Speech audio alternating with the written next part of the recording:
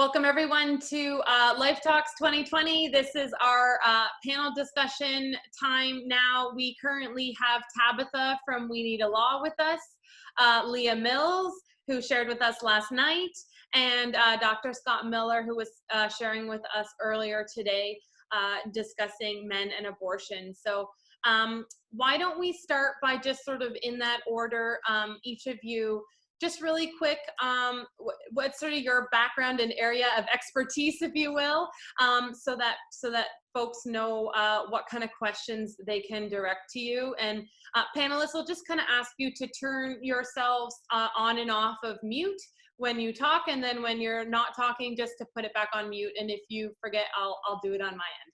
Go for it. So maybe Tabitha, Leah, then Scott.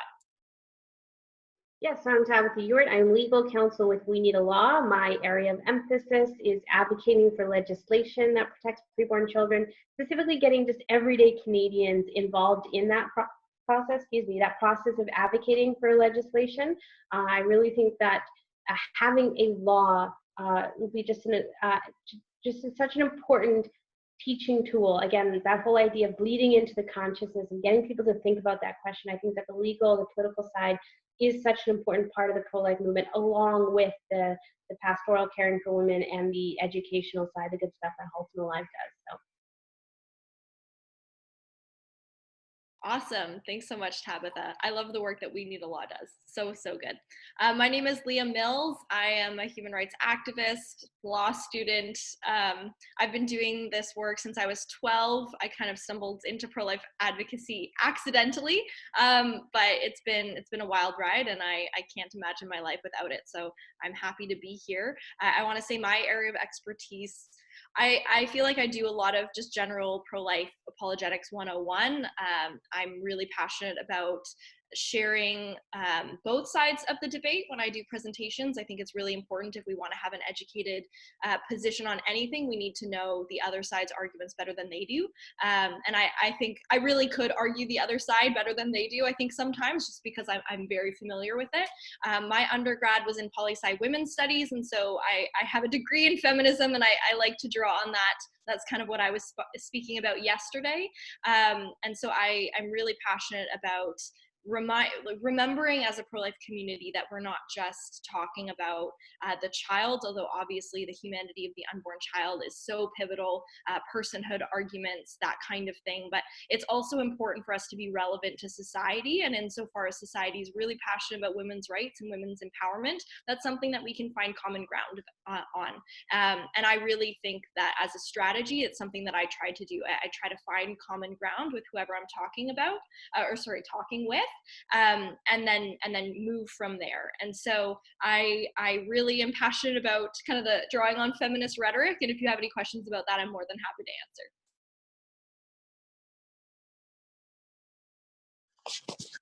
answer. Yeah. Here, locking yourself in. Yeah. What do you need? I need a piece of paper. Oh, sorry, I thought we had Scott there. Scott, are you still with us? Scott is on his phone, so things are a little more complicated for him. I think he's also at home. Scott, can you hear us? I can hear you.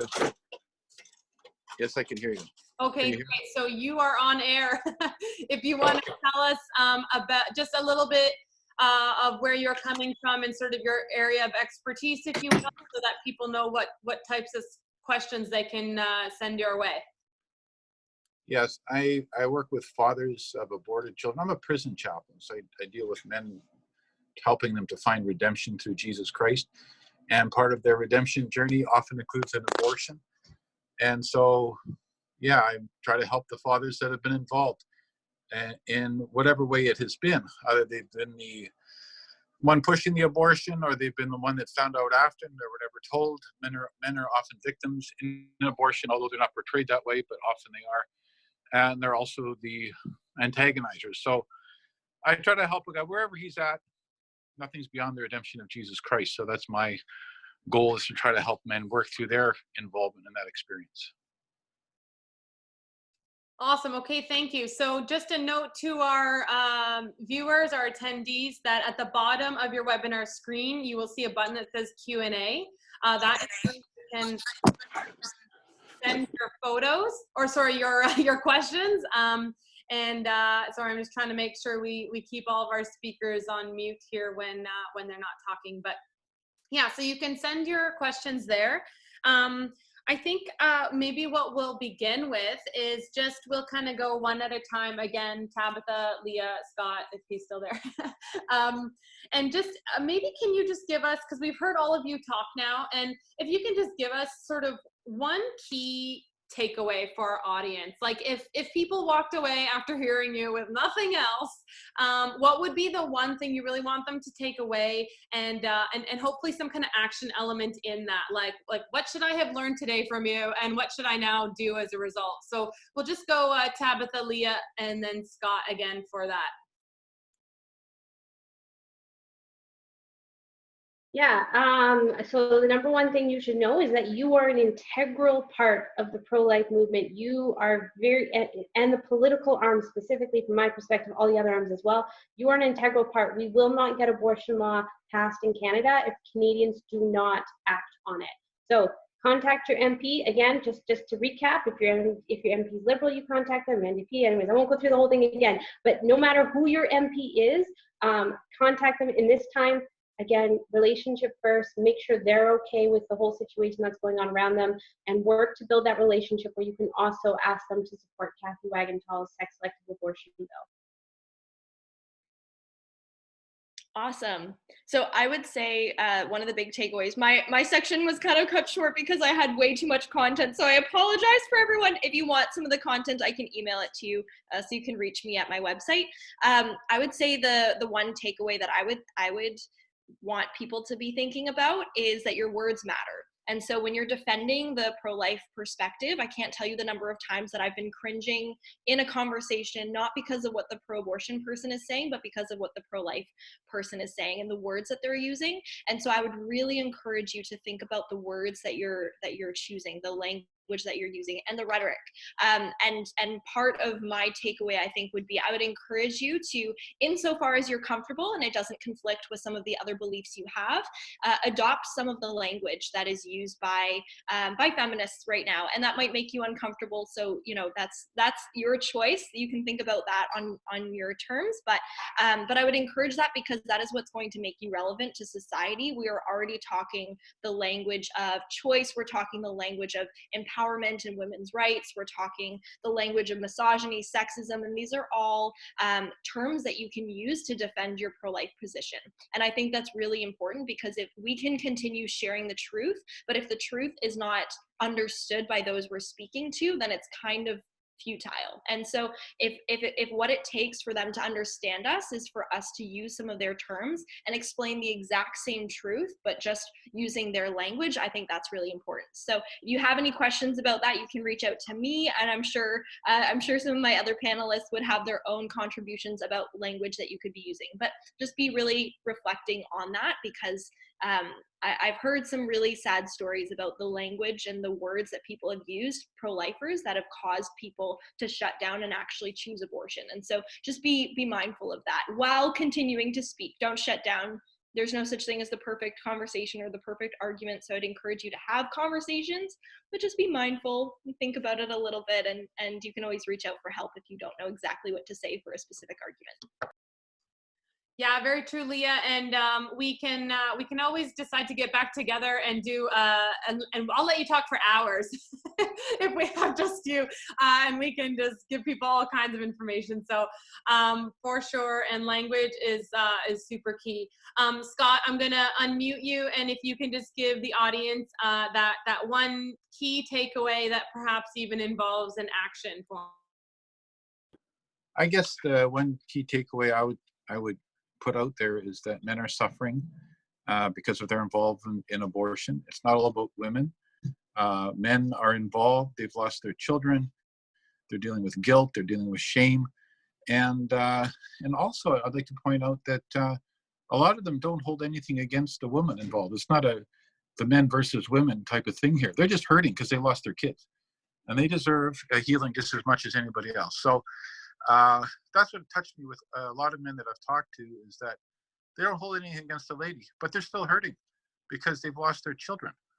And regardless how you look at it, abortion is a loss of a child and people are affected. So just remember that men are affected, and guys that got themselves in that position where they've been involved in abortion have also been victimized themselves in a lot of ways. So the answer is Jesus. We need his healing and his redemption and his forgiveness, and he's got that for everybody. Thank you. That's it. That's great. Thank you. Okay, so I'm going to try and pivot to some individual questions here, and I'll try to direct them at whichever speaker I think can best answer that. And if you feel like you can, maybe give me a little wave if I've maybe selected the wrong person here. We did get a question. I think this was actually, well, either earlier today or last night, but someone is asking about the idea around ultrasounds and, you know, can we have a law that says you have to have an ultrasound? Maybe Tabitha, it's best for you to speak to this. You know, are there any kinds of, let's say, rules around that, or if not rules, but you know, practice in practice, what's the standard? And then, you know, is there anything that we could do about that, or is there anything on the horizon around that? Yeah, this brings me to actually one of the issues I'm very passionate about, because a lot of the emphasis, and you'll notice even in my talk, a lot of the emphasis is on Parliament, is on the federal government and on what they can do about abortion, and that's because abortion has traditionally been restricted under the criminal code, which is a federal piece of legislation. I think we've left unexplored, for the most part, what the provinces can do about abortion. And that's because the provinces actually have powers over healthcare and how healthcare is done in the province. So they can't restrict abortion. There's case law that makes it very clear that they can't, you know, pass what would be an abortion restriction. But what they can do is they can regulate in, you know, in the interest of the health of the mother, or of just life generally, like a pro-health, pro-life sort of side of it. So I actually think there's a lot that we can do provincially. It's a newer subject, I think, for the pro-life movement. We have talked about parental consent legislation in various provinces. I think an ultrasound law is something that we could do on the provincial level. It's something I'm very interested in. And there's just, there are various provincial initiatives that we're looking at to try and get that. And that's, again, if you're going to be building your relationship with your representative, consider start building one with your provincial representative, because as we get this legislation forward, that can actually become very key in supporting something like this. So I think it's a great idea. We don't have any in the immediate future, but keep the idea, build that relationship with your provincial member of parliament, and let's try and work something long-term down on that.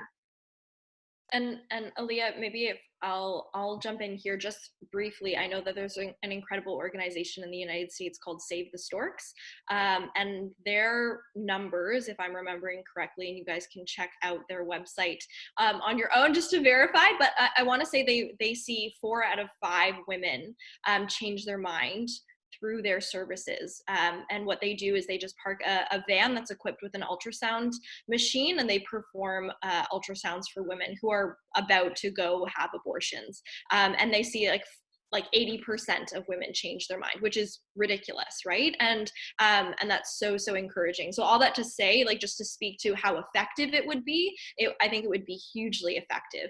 And so it's definitely something that we should be talking about and thinking about long term.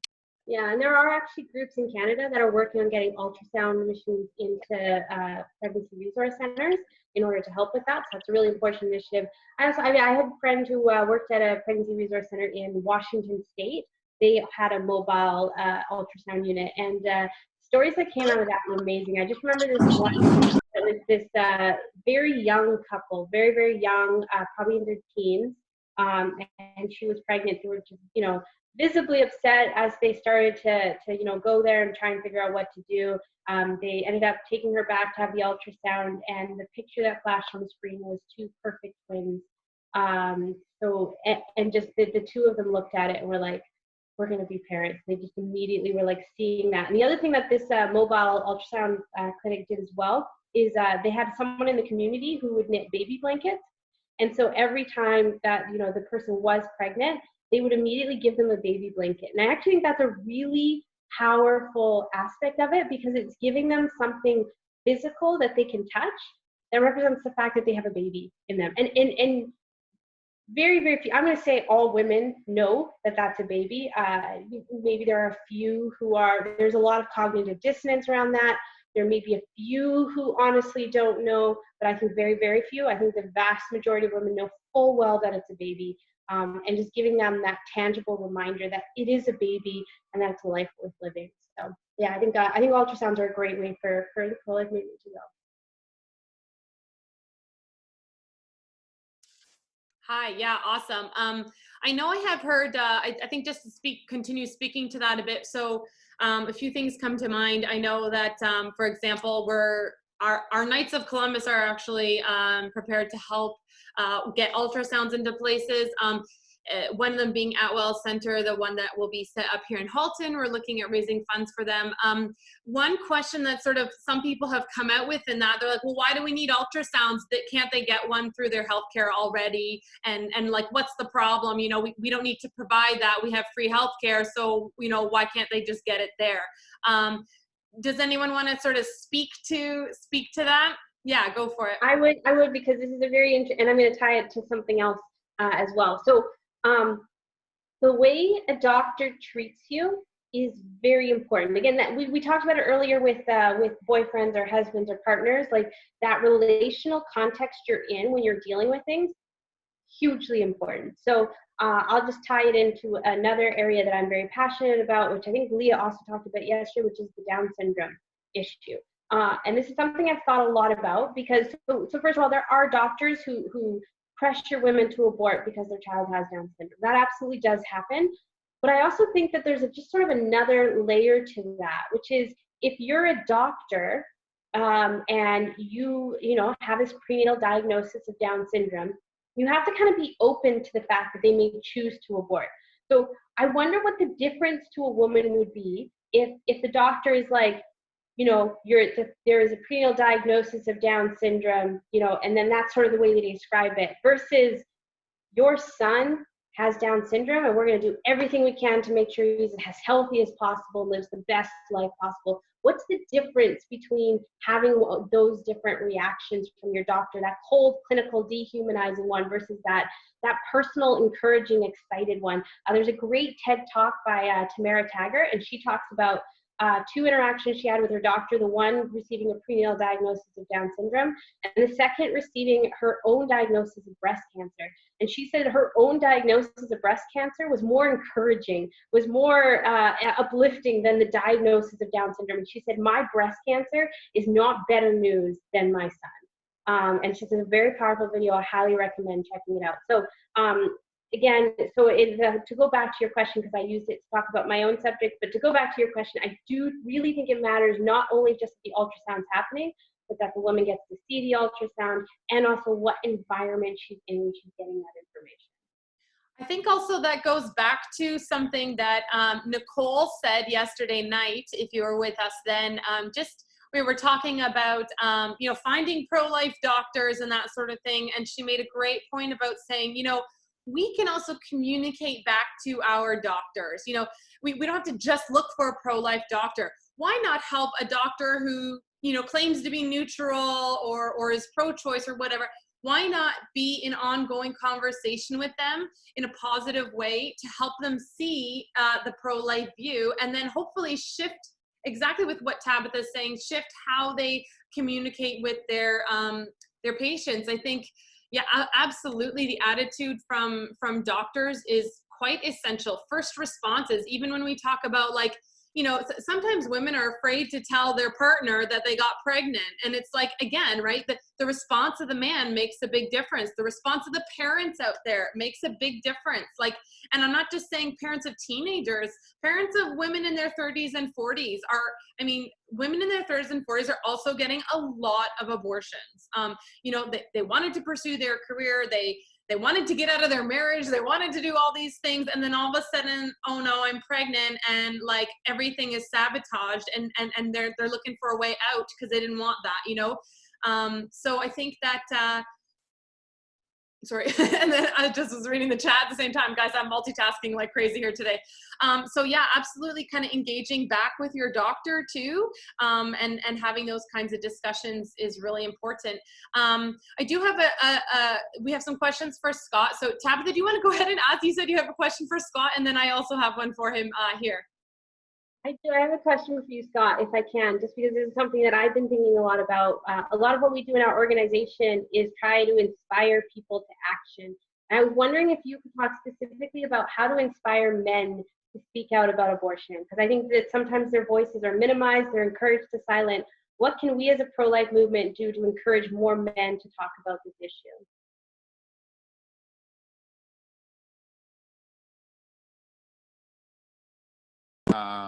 That in their vulnerability, they won't be attacked, but in their vulnerability, they are forgiven by God, by Jesus. They're accepted. There's no condemnation for those who are in Christ Jesus. And Jesus has died for everything that they've done, everything they've covered up that nobody knows. Jesus has paid the price already. So the one whose opinion matters the most has died and paid for what they've done wrong. And if they can get that in front of them, it reduces that fear of the vulnerability and the shaming that can come from, admitting how bad they were, how they've mishandled their partners and their children and their whole life. If they're encouraged that, you know what, we're not your judge. Your judge has died on the cross for you and has paid the price for you. And we're here to encourage you in that. I mean, that would go a long way, obviously. I think Oh, go ahead, Leah. sorry, I was just going to say, I think just jumping in, if you're speaking to, like, I'm thinking of some of the non-Christian friends I have when I'm trying to engage them, and they're guys, I think there's generally, and for those who have been involved in the pro-life movement for any period of time, you'll likely have come across the, like, no uterus, no opinion kind of idea. And so if you can just nip that in the butt right away and say, like, no, actually, like, as a guy, you are entitled to an opinion, and you should have an opinion if you're part of this. Like, it's a human rights issue. I will often just kind of point to the fact that those who have been pivotal in the pro-abortion movement have been guys. We think about Henry Morgentaler in Canada. The reason we have no abortion laws is mostly because of him. A lot of abortionists are men. And so all that to say, if you're in a conversation, you're trying to get guys involved, and they're kind of like, oh, this is a woman's rights issue, that's where you can be like, no, actually, this is a human rights issue. And a lot of the people who have been pro-abortion and have changed the landscape of abortion in Canada by making us a very pro-abortion nation have been men. And so if you want to get involved, and if you think there's something wrong with that, then you don't just look to the women in your life, then you can be taking that leadership yourself. So yeah, that's just kind of the how to respond to maybe the no uterus, no opinion question. So yeah, absolutely. And I mean, we don't ask men to be silent on other issues that they are not directly sort of having the experience of. There's lots of issues when it comes time for the month of all things pink and we talk about breast cancer. You see whole teams of sports professionals wearing pink, and everyone puts a pink ribbon on, and we don't ask them to sit down because they can't get, or well, I shouldn't say can't get, but are not the primary target of breast cancer, for example. So certainly something that we can all be chiming in on. I want to welcome Sam back. Hi, Sam. Sam was with us earlier today. Sam, I'm going to unmute you for a second. And if you just want to say real quick, just sort of who you are and what your area of expertise is, that people can be asking you questions. And then I'll get right back to some of the questions that are being asked here on the Q&A. Okay. Yeah, sorry I'm late. Sorry I'm a bit late, guys. I'm happy to join the panel here and learn from them and just share my thoughts. I mean, I suppose my role within the pro-life movement is I work as a community liaison at CCBR, and I've done a lot of speaking to different people and changing their minds in abortion. So I suppose I'm very much involved in the more I guess just more the educational aspects. That's what we do at CCBR. So educating people on why abortion is wrong is, I suppose, what, you know, I guess that's more my area. So people can ask me questions about that or things as it relates to my talk earlier. So I think with any question, I'm happy to answer it. Great. Okay. Okay, I have a question here. It says, why do you think women feel their only option is abortion? What is society lacking that would empower women to choose life? And so maybe just pop your hand up if you wanna answer that one. Is that a Tabitha one there? I feel like me and Leah might be vying for it. Leah, do you want it to go first or go ahead? You sure? can go ahead. I saw you unmute yourself. You're jumping at it. I know, but I don't want to take it because I know we probably both have things to You're say good. on this topic. One of the things that I find very interesting. So I'm a lawyer, and I actually had a friend who she's just finishing up law school now, and she went to a women in law panel. And, you know, they were all talking about how we can all be women in law. And that's absolutely fantastic. As a lawyer myself, very excited about it. But she actually had the guts to just put up her hand and ask, well, we can all be women in law, but can we all be mothers in law? And that's sort of the underrated aspect of what's going on in the feminist movement and promoting of women's rights and promoting women in society is, okay, yeah, it's great that I can be a woman, but then am I able to be a mother? And especially because like the whole idea of what does it mean to be a woman in society, you know, not be a mother, and the idea that basically in order to have a career, I need to not be a mother. And able to achieve things, am I needing to sacrifice my children in order to do them?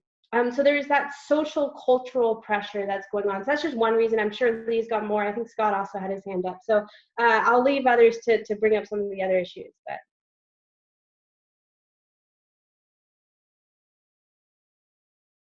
Scott is muted.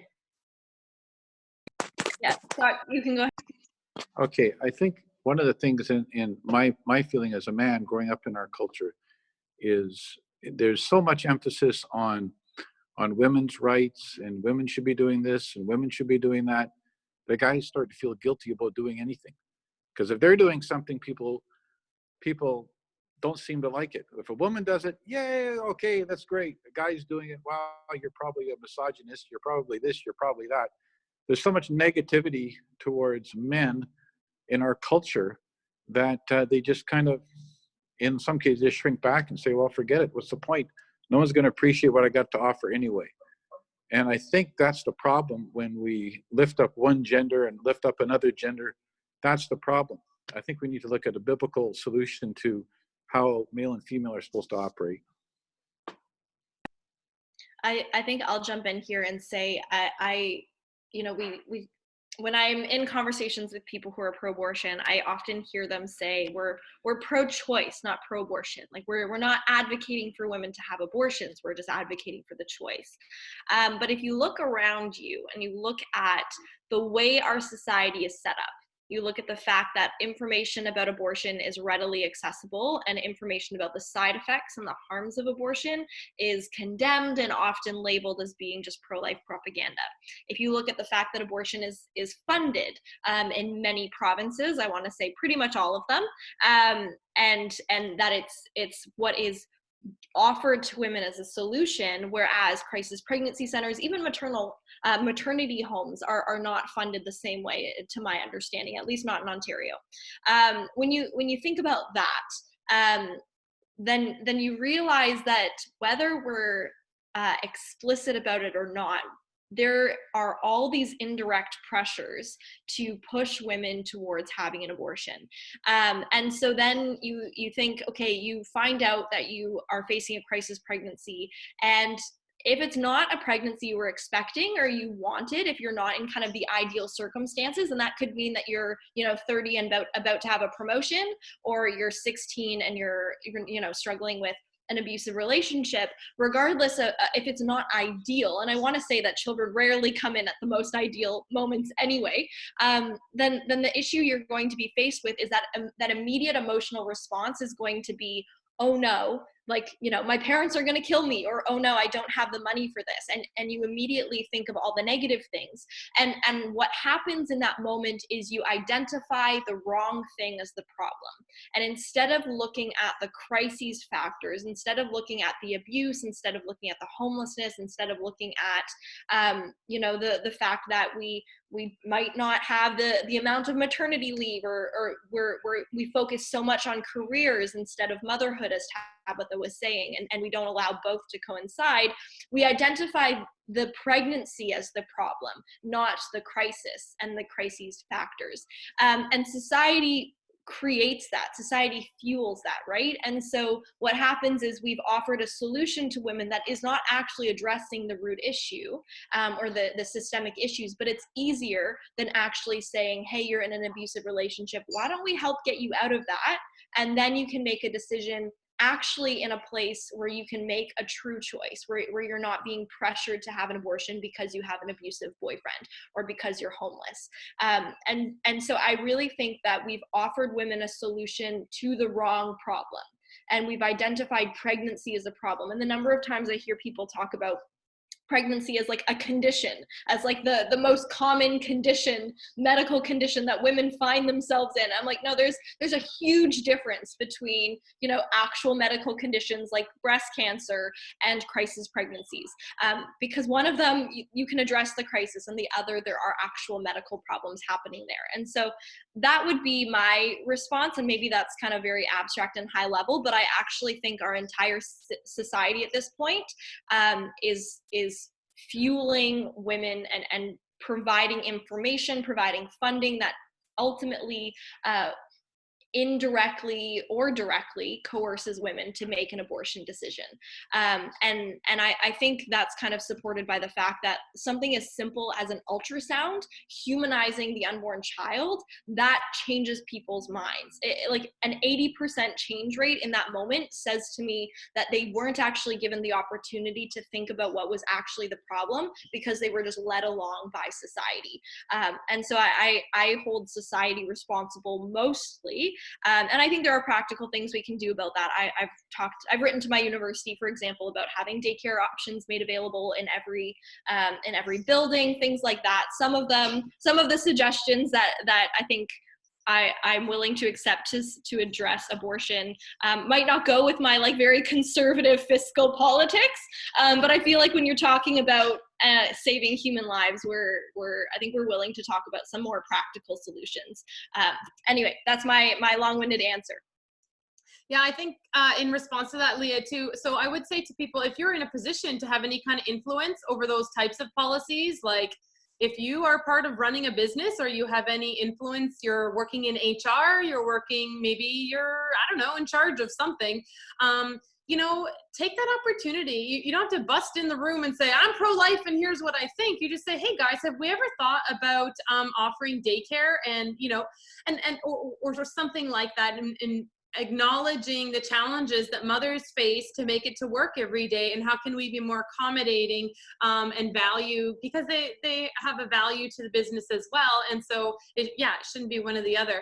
I would also say getting back to language that you've mentioned before too, Leah, is like, man, the number of times you know, people talk about pregnancy and the response is like, oh, I could never do that, or oh, I would never want kids, or oh, how can you have so many? It's like, man, you talk to anyone from a big family and they will say, when you're cashing out, how many times does the cashier say, are all of those yours? As if it's like, oh, how could you have so many kids? It's like, we have an opportunity to one by one change that narrative, which changes the fabric eventually of our culture.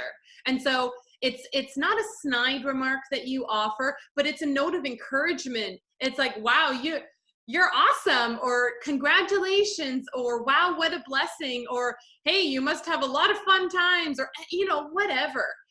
Reaching out to in your community, recognizing moms, right? Taking those opportunities just to think, to factor in parenting in a positive light through your language, through the opportunities. What can you do in your church? You know, give some thought to how does your church treat families? How does your church treat noisy kids in the pews? Are they celebrated, or are they hushed and shoved out of the room? You know, it's like, these are all the micro experiences that people have that say either children are something to be celebrated or children are something to be irritated by and shoved out of the way. And I think we're all responsible actually for that from little environments getting bigger to the business world, you know, and so on and so forth. So just kind of some thoughts around that. Did I see someone else trying to say something, or is that kind of closure on that one? Yeah. Okay. Leah, this one's actually directed at you specifically. It says, can you talk about your experience with the University of Ottawa's Common Law Society? So if I'm understanding this correctly, it's referring something that's hilariously not at all related. It's kind of related to my pro-life advocacy. Okay, I will try to keep this as brief as possible. The long and short is that I was running for a position at the University of Ottawa Common Law Society's like in the student governance for the common law faculty, and I was running for the VP equity position because it was available, and this is actually relevant. Whenever there are positions like these, whether in school, like if you're a student, whether in you know, a business context, whether in politics, like run for those positions for two reasons. First of all, you have a lot to offer. Second of all, there are other people who have bad ideas that we do not want taking those positions, just practically, you know what I'm saying? And we can't get angry at them for taking those positions if we've not actually offered an alternative, namely ourselves, if you have the capacity to. So I would really encourage you to run for those positions. So I ran for the VP equity position, which is very feministy, very social justice-y, and I have a background in that. And so I was the uncontested candidate, and I campaigned on Wednesday, and voting was supposed to start on Thursday. And on Wednesday, basically what happened is I made some Facebook posts, and a number of my peers and colleagues started flooding them because what they found out was a few things. First of all, I had supported some of the work done by ARPA, the Association for Reformed Political Action, which is really connected to We Need a Law, and I'd done some work about for them about a very legal a conflict happening in the legal community. I'll spare you the gory details, but I'd written to support their work. Someone connected my pro-life activism with my personal life, even though I go by separate names. And they kind of were like, how can you be, you know, they found out I was Christian. They found out, they found out that I have at least familiarized myself with some of the comments of Jordan Peterson. Not that I made any comments whether I supported him or not, but like I had known him. How dare I know him? And so, so I was flagged as being a pro-life Christian, and the questions that I was facing were like, how can you be the vice president for equity if you're pro-life and you're Christian, and like how can, like that's antithetical, it's impossible. And that goes to what I was talking yesterday about, like you can't be a pro-life feminist. Those are oxymorons. So they were like, you can't be someone supporting equity if you are pro-life. And so the long and short is that they stopped the election because I was uncontested. They reopened nominations, 4 other people joined. They changed the entire voting process so that you could basically vote in such a way that you didn't have to worry about splitting the votes between the 4 new people who joined directly to run against me. You could kind of, all the votes got consolidated because it was a ranking system. And so I didn't get the position, which to be honest, like I had so much happening in my life, I probably didn't need another thing on my plate, but it really was an eye-opener for me. About how tense things are on university campuses. And so maybe to bring it and make it relevant, I'll say a few things. First of all, run and take whatever positions you can, because if you don't do it, someone else will, and you might not like the policies that they try to bring in place. And second of all, if you are not running, or if you're not a student, maybe you're a parent, maybe you're someone in the community, support the students in your life. The university campuses in Canada are brutal places. Like I could tell you stories. If you want stories, I could tell you. We can do a virtual coffee. It is actually ridiculous how horrible and brutal things are on campuses. It's really hard to be a pro-life advocate. It's really hard just to be pro-life on campus. And so I would really encourage you to find a student to pour into, find a student to support, to invite for dinner.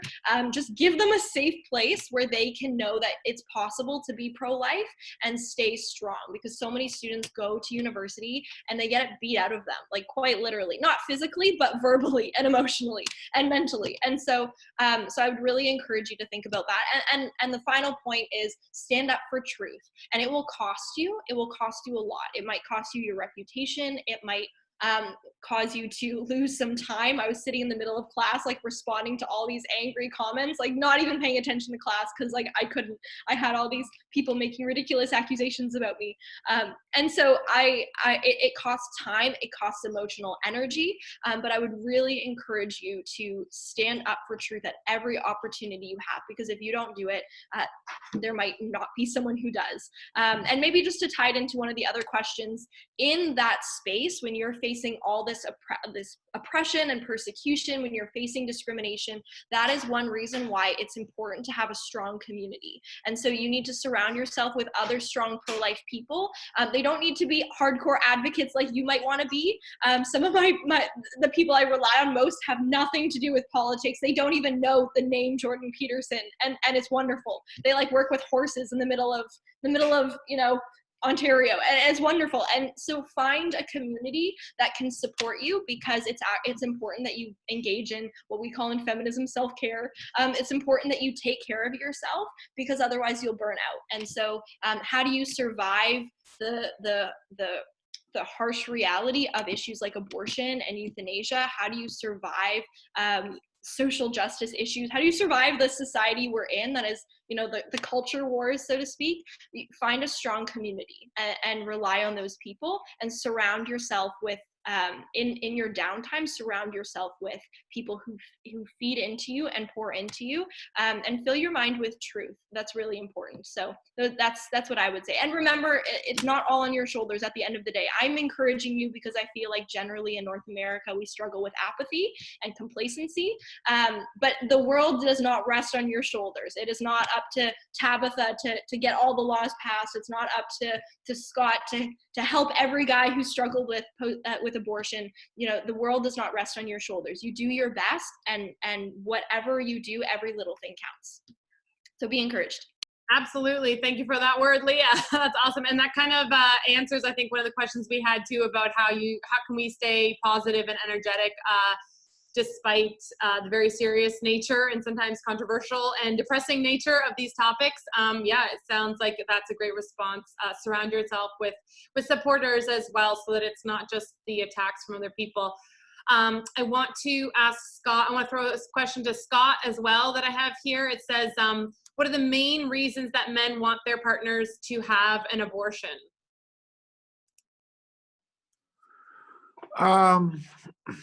That's a good question. Most of the men I talk to, I'll think of, most of the men I talk to are not in that category. And that's kind of sometimes a presupposition that sometimes pro-lifers carry. That's always the guy pushing the girl. That's not what I've found and the men that I've talked to. But I have talked to men who have done that. And one guy I can tell you about, he was going to prison, and his girlfriend was pregnant, and he wanted her to have an abortion because he grew up abandoned by his father, and he did not want his child to experience the same thing that he did. So he pushed her to have an abortion. Now, in one of our recovery groups, I felt led to share on my own experience with abortion in that recovery group. And I didn't know who was there, who was listening. I just knew I was supposed to share about it. And this guy came up to me afterwards and said, I identified, and he told me his story. So that was his situation. Now, I've talked to other men who are in prison, and his girlfriend wanted to have the abortion because he was in prison. And she said, "You're there, I'm here, I can't handle this on my own." He didn't want her to do that. She did it. She had an abortion.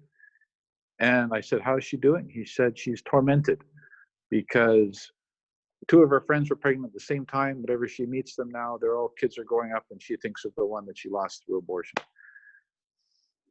So, yeah, I've talked to many men who've tried to talk women out of it, who are disappointed and hurt when they found out they've had abortions.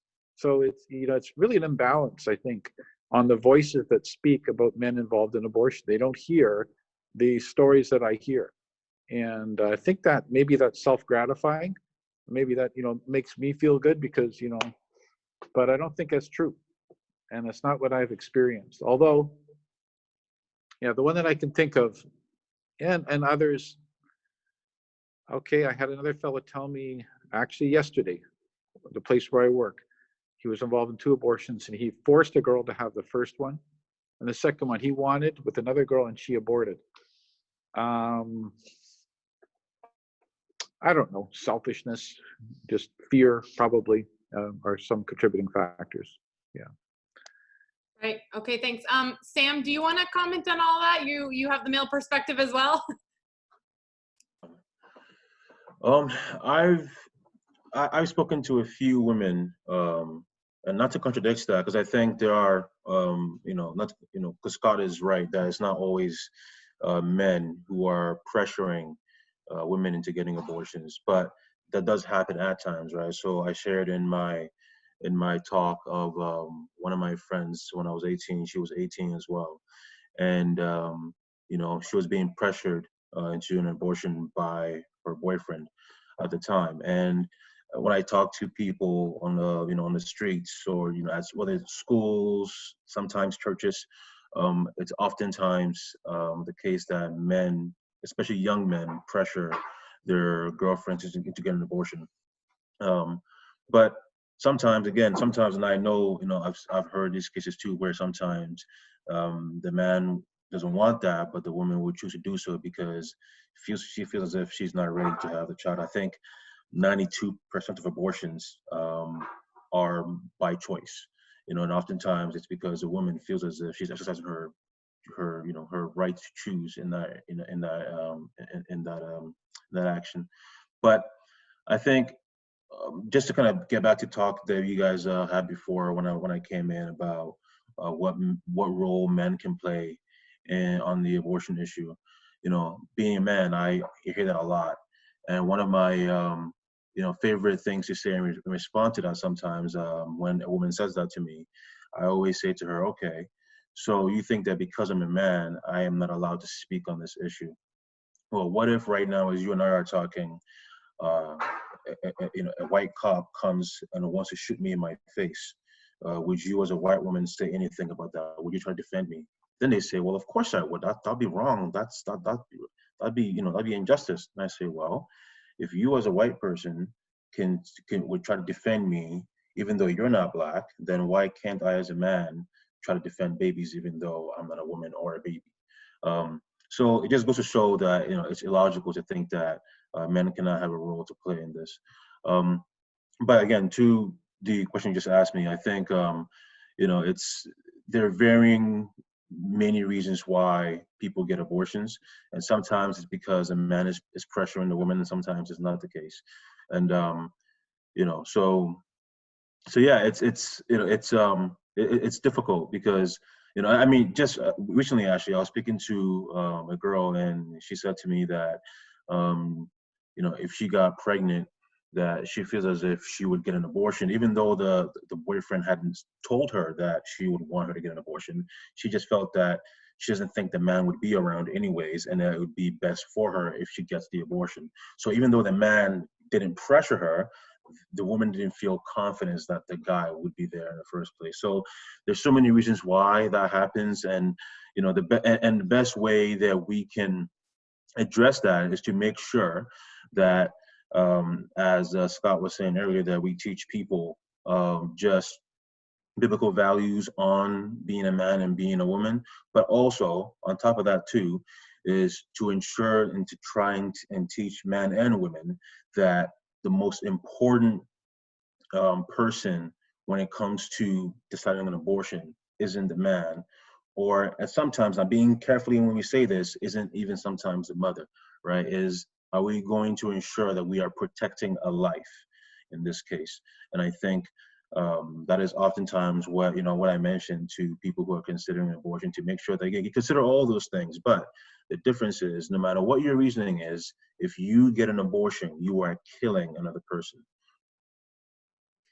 I think too, sort of from what you're saying there too, Sam, triggered some thoughts for me is too, like we can be responsible at the very least for our own actions. And I think that, for example, if you're a parent, how are you communicating with your kids?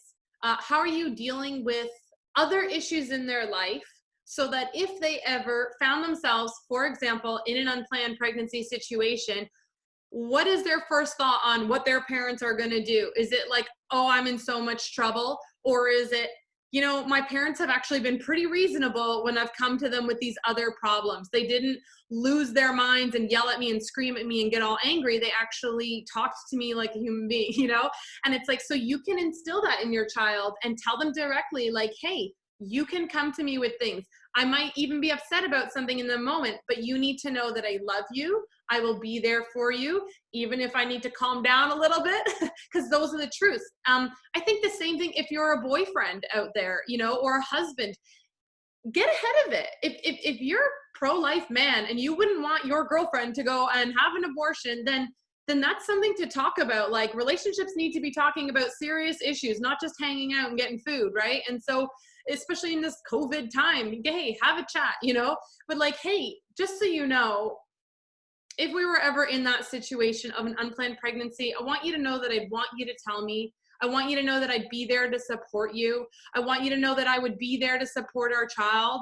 And this is not, I'm not trying to comment on, should people be having sex or not? And are you having sex or not? That's not my business. But these are the kinds of conversations that we need to be having, even in our own lives, and make sure that we're clear. I try to be clear with young people in my life, like, hey, if you ever need someone to talk to, I'm there, and maybe they go to my church, or maybe they're a friend's kid, or whatever the situations. Invest in people's lives so that when something comes up, they know who to turn to. And it can at the very least be you, whether you're a relative, whether you're in a relationship with them directly, or whether you just kind of know them at church or in your various environments. Reach out to people, be a person of compassion and grace, and someone who has the type of spirit and attitude where you are approachable. I kind of said this earlier, but it's like, man, the things people have told me since me coming and talking more about being pro-life and being involved in this stuff, sometimes it's a rocky thing to introduce. It's like, hey, what do you do? Well, let me tell you about the pro-life organization I'm involved in. Like, it's a great party conversation, right? But, and I'm sure you all deal with that as well, but it's like, it's amazing what people come to you. Like, they'll say things like, hey, I know you're like pro-life, but, and then they tell you all about their like embryos that they have left over from in vitro that they don't know what to do with, or they want to talk to you about birth control, or they want to talk to you about abortion, or it's amazing. But when you open yourself up and you are vulnerable and you create a safe space for people to tell you things, and you prove yourself to them in other little things, then suddenly they're coming to you with the big and heavy things.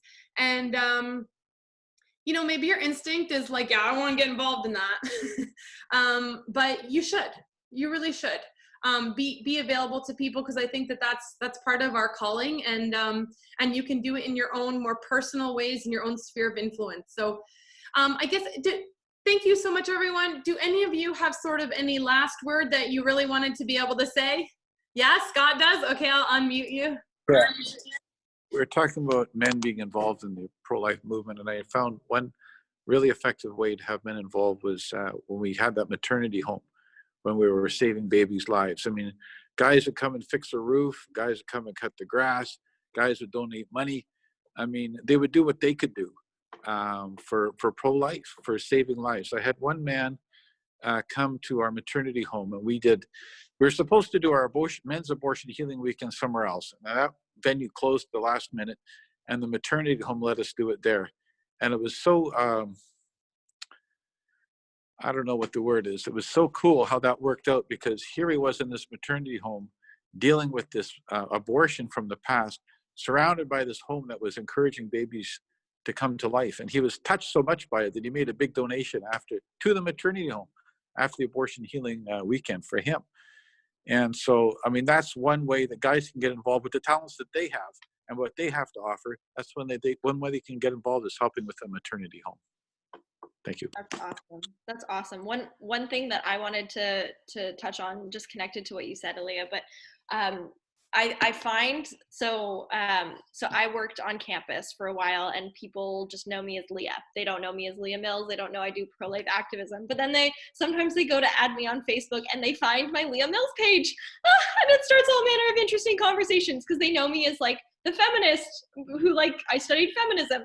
And what I found is that because I've developed relationship with them, because I have presented myself as a pretty non-judgmental, compassionate individual, because we've connected on so many other bases. When they find out I'm pro-life, even if their instinct is to condemn me and hate me for that, they can't, because they know me. And so it's much more difficult and time consuming, but all that to say, the value in just investing in relationship with those you're with, they cannot actually hate you because they know you. And when you've invested in that relationship, that is what you get to fall back on at the end. And I've had some of my favorite conversations have not just been in activism context, although that is amazing, but it's been with friends from law school who've been so I had an abortion, so what do you say about that? And we've been friends. They find out I'm pro-life, and then we have this incredible conversation. And so I just wanted to echo what you said, because I think that is so valuable. And if you leave with nothing else, present yourself as someone that people can come to confide in, because we don't get enough of that. And I want to say the other groups that are doing that are the pro-abortion groups. So we want to make ourselves available and be non-judgmental spaces for people to access, whether they want to talk about IVF, birth control, euthanasia, or abortion. So yeah. Absolutely. Just to build off that, my final statement, and is to build off a couple of things that have been said. And whenever I talk to a group of young, high school Christian students on the topic of abortion, one of the things I always make a point of saying is that we need to be uncompromising about the gospel. And that means being uncompromising about the nature of sin, but it also means being uncompromising on the wonderful salvation that we've been given, the idea that there is full forgiveness and repentance offered to us. And to make sure that we're showing that to our peers around you, because you don't know who around you, what they've done or what they're going through, but we all need that, and we all need to be that to each other. So. Yeah, absolutely. Thank you, Tabitha. Did you have any last words, Sam? I think everyone has just been so well spoken and so articulate on the very issues. I don't think I have anything to say. I'm just enjoying listening like the rest of the audience. Okay, great. Thanks so much, Sam. I just want to say thank you all so much for being here. We really, really, really appreciate you taking this time out and sharing your wisdom and your expertise and your passion. So thank you so much. I just want to remind our attendees, you know what, hop online, visit haltonalive.ca, check out some of our programs, check out some of our resources, our events, come on out and join us, get involved. We will do some follow-up. We'll be sending out a feedback form just to get your thoughts and quotes and opinions on what we can do and improve. I mean, webinar was all new here, but we're just happy to give you this Life Talks conference information. And you know what? Throw us a donation. Help us out. Throw everyone a donation. But you know, I know the purses are stretched thin, but you think about it this way: you're actually saving a lot of money by staying at home every day and not, picking up your coffee and whatever else. So think about throwing us a donation, because we're trying to keep things operational here, and we really do appreciate that. Again, you can hop online, haltonalive.ca/donate, and do that there. Guys, I just want to do a closing prayer if I can, and just pray over each of you and our attendees and just bless you a bit. So if you want, you can bow your heads. But God, we just thank you so much for this time. We thank you that we live in a country where we can talk about these things, where we have the technology to share at a time like this about important issues. Lord, I thank you for each one of our speakers and our panelists today. God, would you just bless their ministry, protect them and their families, God, and just allow them to flourish in their relationships and in their careers, God. Pour out a blessing on each one of them as they then in turn serve you with the talents that you have given them. God, I pray a blessing and that you ignite a passion in our attendees of this conference, God. I thank you for their commitment to pro-life issues and that they would attend this event and take the time out of their day to be here, God. Just again, pour out a blessing on them, let them thrive, inspire them, give them ideas, give them passion, give them finances, and let them then take those things and serve them up to you, Lord God. And wow, we just thank you for this time. We thank you for the Holy Spirit. We thank you for imparting this wisdom and setting this passion in our hearts, God. And I pray right now you would be with everyone who is either being pushed and coerced or considering of their own free will, either euthanasia or an abortion out of fear, God. I pray that they would be surrounded with people who love them and support them, and that fear would be removed right now, God, even as we pray and speak here, Lord, and that you would just touch those lives and save those babies, and may they come and come into contact with us somehow and tell us of their story, God. So we just thank you, and I bless this community, and make us your servants, God. In your name, amen. Amen. Thank you all so much. We desperately appreciate this, and yay for Life Talks virtual edition. More to come, folks, so stay tuned. Don't unsubscribe the email. You stay tuned. Don't need any of that. I promise that we don't send them out more than necessary. If you get an email from Halton Alive, it will be about an event that you can actually attend. It will not be more COVID updates. It will be, my inbox has been bombarded, so do not ignore, set as a priority, Halton Alive emails, okay? We thank you all, spread the word, and God bless you.